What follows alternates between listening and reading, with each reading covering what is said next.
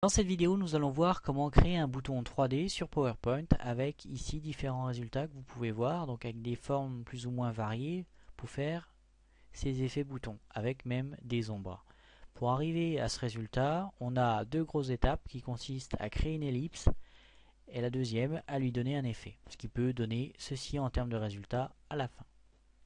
Pour arriver à ceci, on va se mettre directement sur cette diapositive et on va créer notre ellipse que l'on fait ici. Ellipse où l'on veille ensuite à avoir la même dimension au niveau de la taille. Donc on va uniformiser avec une taille à 4 cm. On va travailler ensuite sur le remplissage. On va prendre par exemple un remplissage de type de couleur verte et sans contour, comme ceci. Voilà la première étape. La deuxième étape consiste à lui donner un effet. Pour lui donner un effet, clic droit, format de la forme, et là vous avez sur le format de la forme différentes possibilités qui vous est offerte au niveau du format 3D. Donc vous pouvez aller dans le format 3D au niveau de la forme, faire des incrustations, différents effets. Donc on va prendre par exemple une incrustation de type comme ceci, relâcher. Ensuite, ce que l'on va faire, on va augmenter la largeur à 11 points. Et après, on va augmenter par exemple la hauteur à 50 points. Et ensuite, on va augmenter en dernière étape la profondeur. Une fois que c'est fait, on va procéder à la rotation comme ceci. Voilà comment on peut faire un bouton. On peut changer à tout moment l'effet si notre bouton ne nous convient pas pour arriver à ce genre d'effet.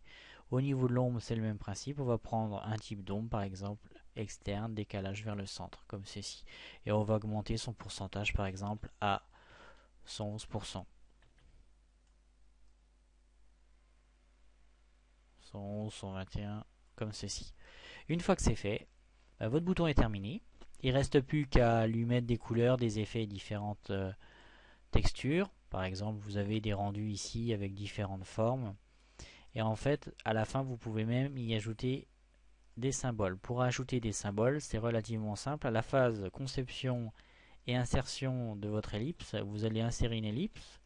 Vous veillez bien sûr à avoir les mêmes formes en longueur et en largeur, comme ceci. Une fois que c'est fait, ici, on va faire une autre insertion, mais cette fois-ci, on va insérer une zone de texte comme ceci, à peu près de la même dimension. Et là, on va aller insérer, par exemple, un symbole à l'intérieur. Et quand on va insérer ce symbole à l'intérieur, par exemple celui-ci, on va l'insérer, on ferme. Après, on travaille sur la taille. Comme ceci, on peut monter jusqu'à 72. Voilà. Et après, une fois que c'est terminé, ce symbole, je le centre. Je sélectionne l'ellipse et mon symbole. Je fais un clic droit, grouper, comme ceci. Et après, je fais les mêmes effets de 3D. C'est-à-dire format, je vais augmenter par exemple à 11. Ensuite, je vais passer à la hauteur où je vais mettre 50 points. Ensuite, je vais faire une profondeur par exemple de 20. Et ensuite, je vais travailler uniquement sur l'angle de rotation, comme ceci. Je peux mettre également une ombre, comme on le disait ici. Et enfin, dernière étape, choisir la forme qui correspond le mieux, comme ceci. Ou comme ceci. Voilà. Et voilà un bouton avec ici le même rendu avec différents coloris. Voilà, j'espère que cette vidéo vous sera très utile et je vous dis à très bientôt sur le site d'Ingidéo.